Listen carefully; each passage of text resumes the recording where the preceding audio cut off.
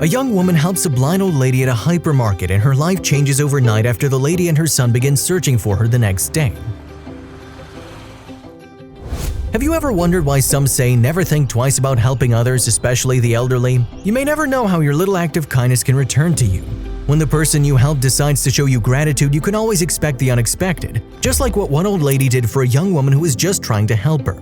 When 23-year-old Jessica helped blind old Barbara at the hypermarket, she had a surprise the next day that turned out to be jaw-dropping. On a hot afternoon that June, Jessica was cycling to the gym when she stopped by the local hypermarket. The weather was a scorching 100 degrees Fahrenheit outside. Jessica was sweating, so she stepped into the air-conditioned store under the pretext of shopping to enjoy some cool air.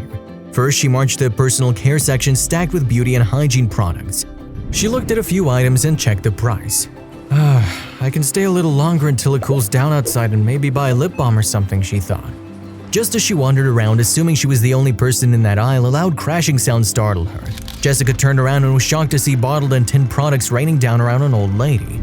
"Hey, wait up, I'm coming," she said, sprinting to the woman. "Are you okay? Let me help you pick them back up."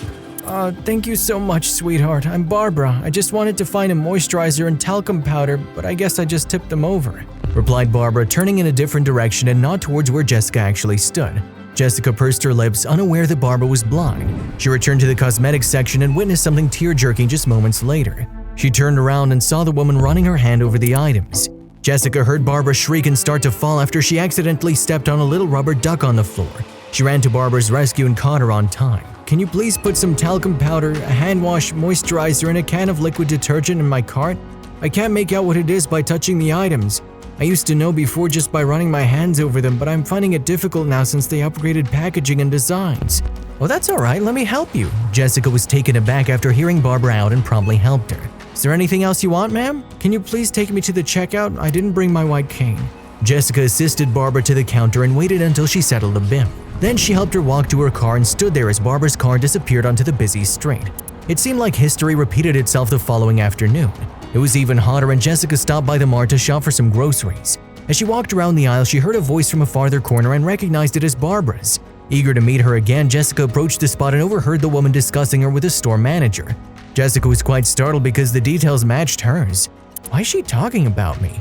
Barbara was not alone. She was accompanied by a handsome young man. "I can't rest until I meet her. Can you please bring her to me? Please check the CCTV footage and bring that girl to me." "Oh my God, did I do something wrong? Why does this lady want to see me?" Jessica gasped, silently sneaking behind them so she could eavesdrop on the conversation. The store manager led Barbara and the man with her son Jake to check the CCTV footage. Barbara sounded disappointed. At this point, Jessica could no longer hold back. She stepped out from behind the aisle and startled everyone. "I was just hanging around and heard you talking about me." Barbara couldn't believe her ears. Her eyes teared up with joy. She walked as fast as she could to hug Jessica. Barbara flushed red. She was shy but decided it was time to introduce her son to Jessica. "Darling, meet my son Jake. Jake, this is Jessica." "Jake, meet Jessica. Darling, I wanted to meet you because I wanted to know if you're single." Yes, I'm single," blushed Jessica, feeling shy. Why would Barbara even ask her such a question? "Thank God. Jessica, I want my son to marry a girl like you. I hadn't met someone who matched my requirements until I met you yesterday." "Okay, so how can I help you?" Jessica blushed, staring at Barbara and Jake. "Simple. Why don't you and Jake get to know each other?" "Look, Jessica, I'm sorry, okay? I think Mom's just out of her mind." "No, I'm serious. I like Jessica. I feel she'll make a perfect wife and daughter-in-law. I always wanted a girl for you who would respect her elders and help them. And I felt those qualities in her. She's the one. Jake, say yes." Jessica was in seventh heaven that day. Although she was startled by Barbara's strange request, she couldn't deny that dating a handsome man like Jake would be a pleasure.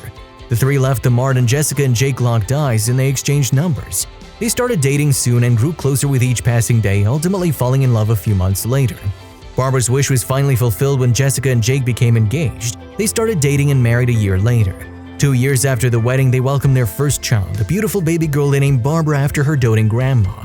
Sadly, Barbara passed away peacefully in her sleep a year later. Jessica, Jake, and their lovely daughter Barbara often visit Grandma Barb's grave to spend some quiet time with her. At times, Jessica and Jake laugh, remembering how they crossed paths thanks to their late beloved Barbara and her unique way of rewarding her rescuer.